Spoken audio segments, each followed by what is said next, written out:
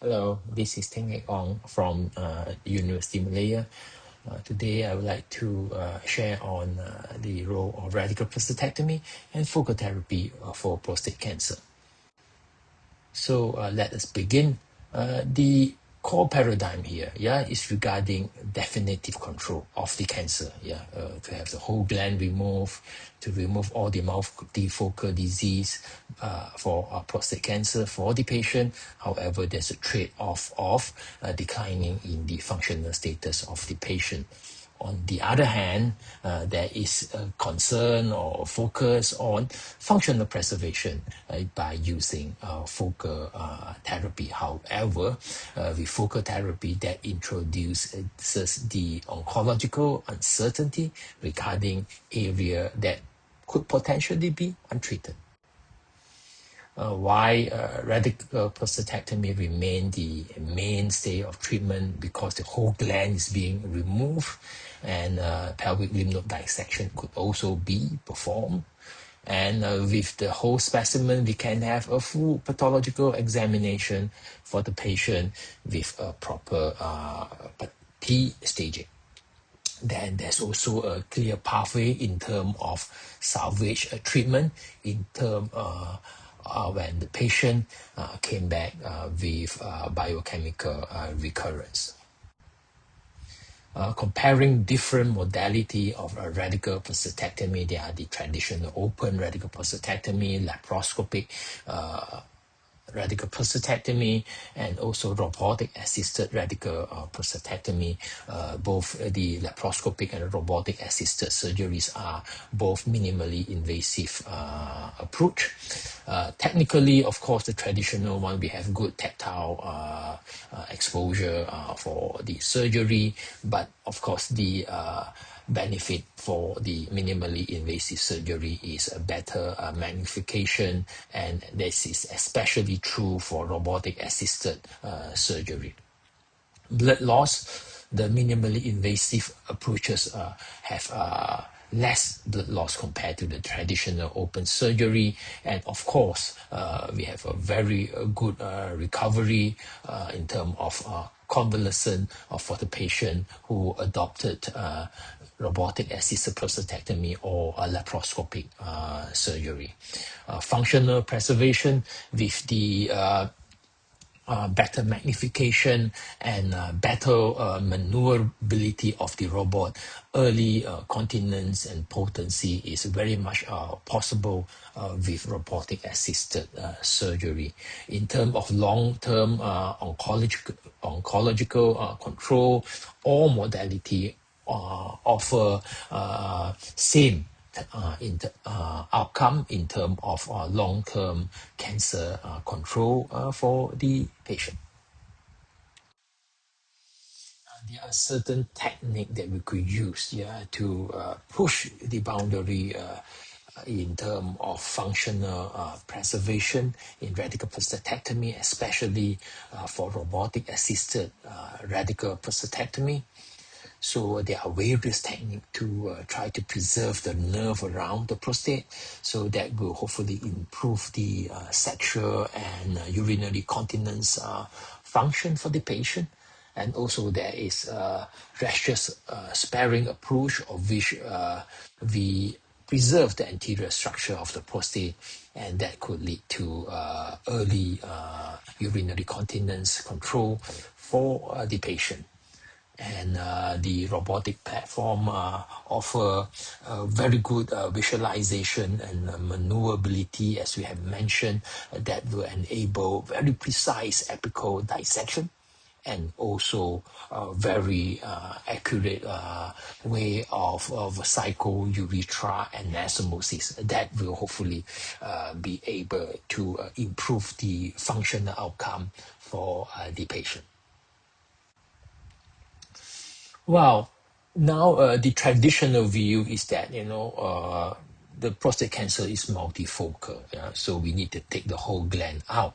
However, now that there is a newer concept that the index lesion, the one with the highest grade or the highest volume, might be the one that's driving the prostate cancer in the whole gland. Thus, the emergence of focal therapy. Yeah, and then then we just treat the most malignant area of the whole gland and preserve the rest of the prostate gland with the aim of preserving function. That is the attractiveness for focal therapy, which is emerging and become more popular in recent years. In terms of focal therapy, there are many platforms, mainly divided into thermal ablation and non-thermal ablation. The non-thermal ablation will be IRE, which is available in Malaysia. And the thermal energy, there are various kinds like HIFU, cryotherapy, targeted microwave ablation. Currently, HIFU and targeted microwave ablations are available in Malaysia. For focal therapy, functional aspect of it, there's no doubt about that. We get very good short to intermediate term cancer control, very good in preserving urinary continence and erectile function compared to the traditional radical prostatectomy, and of course, lower in terms of immediate or perioperative morbidity. So that is an attractive point about focal therapy. However, I think it is important for us to know that the patient need to accept that there might be residual clinically significant prostate cancer. There's always this risk, and the patient must understand that they must follow strict surveillance protocol, for follow-up, and also that there could be a 15 to 20% of retreatment rate that the patient need to accept. In terms of salvage pathway after the initial treatment, how do we manage recurrence?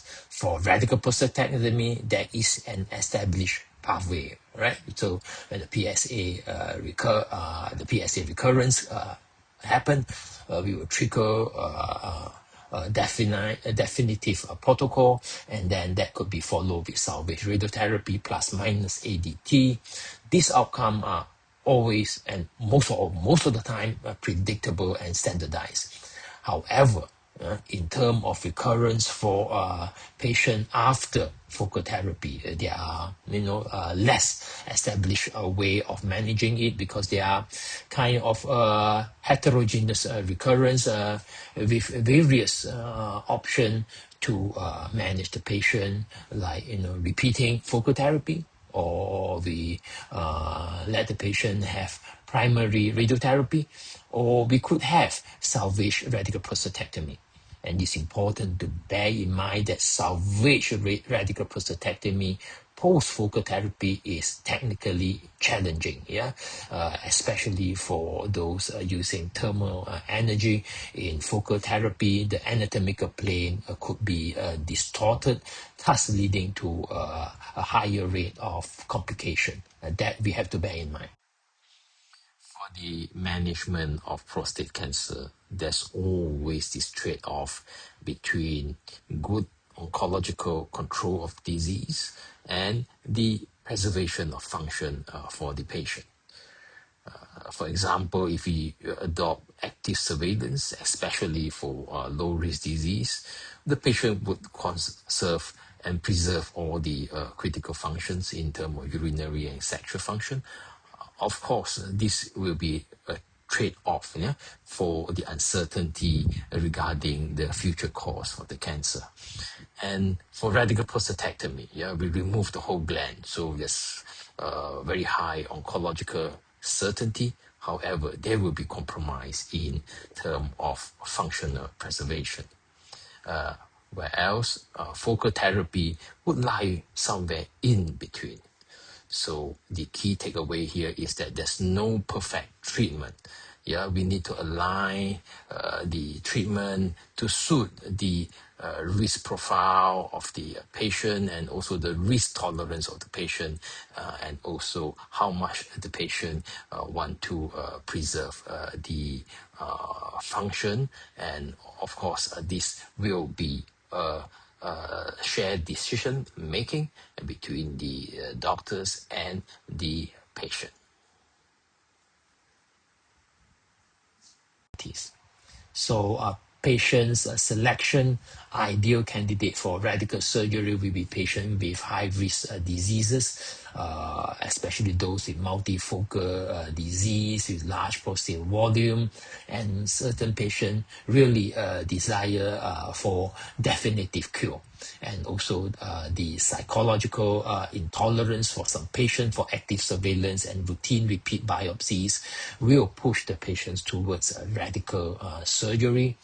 And on the other hand, some patient with intermediate risk disease with visible just a single index lesion and who wish to preserve sexual or urinary function and could accept the necessity for strict follow-up and the possible retreatment. Those patients, we could suggest focal therapy for them to manage their prostate cancer.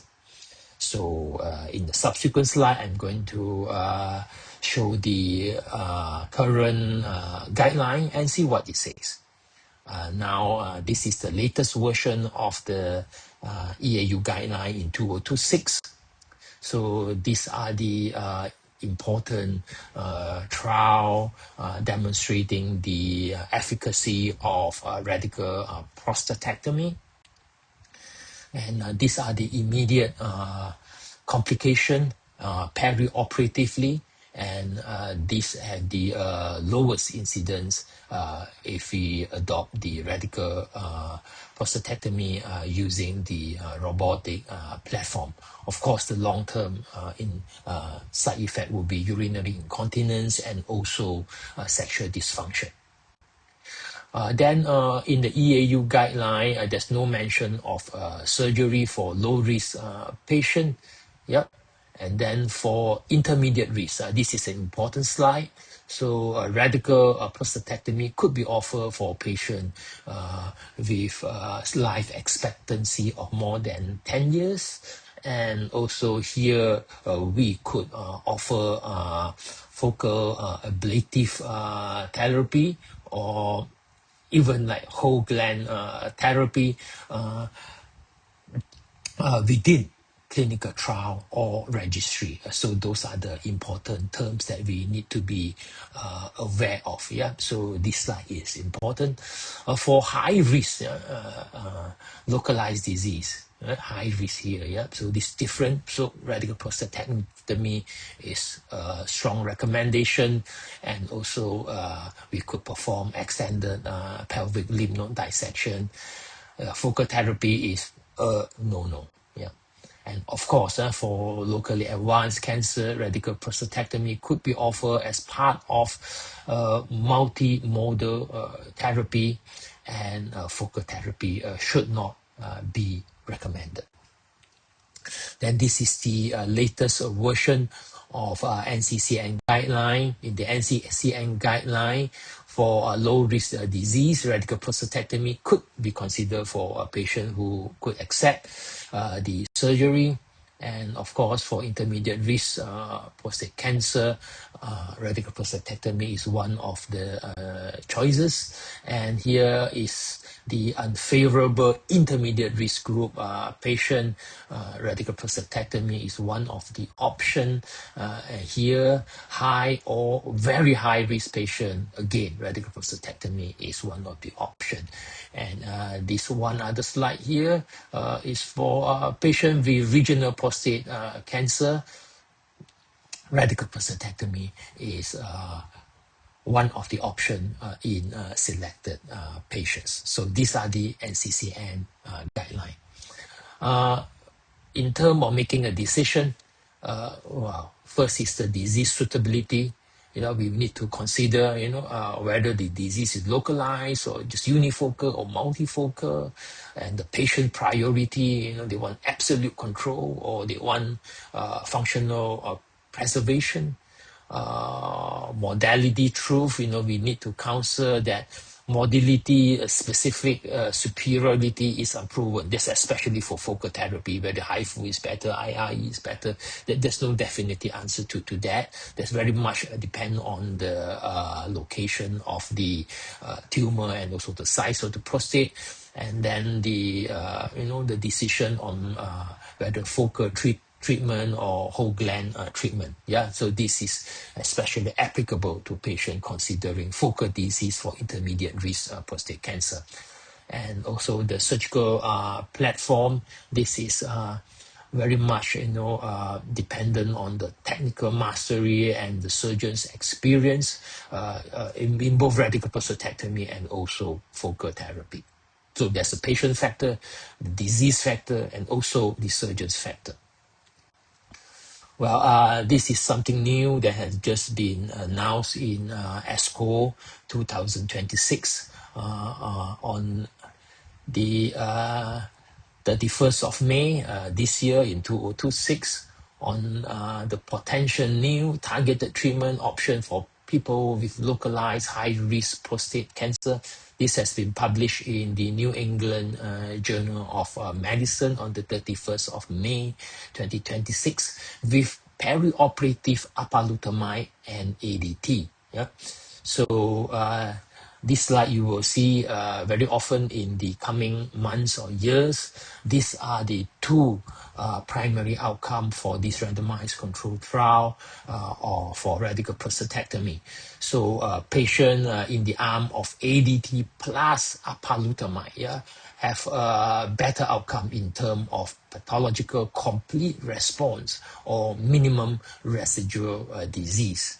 And the other primary outcome that the combination of ADT plus apalutamide compared with ADT perioperatively offer a better metastatic free survival.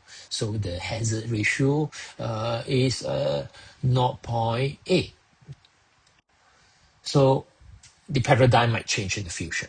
So in summary, radical prostatectomy remained the definitive surgical benchmark, and focal therapy could be considered in patients who have a single focal dominant lesion and who would like to preserve their function in terms of urinary continence and sexual function.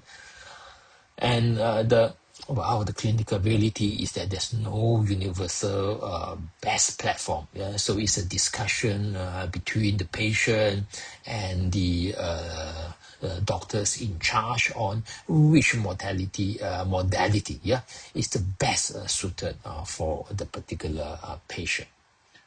So lastly, I would like to thank the Uro-Oncological team of University Malaya and all the participants to this event, and to the co-chair, Dr. Uy and Dr. Lim. And of course, the slide was drafted using various AI tool to improve the presentation. Thank you very much.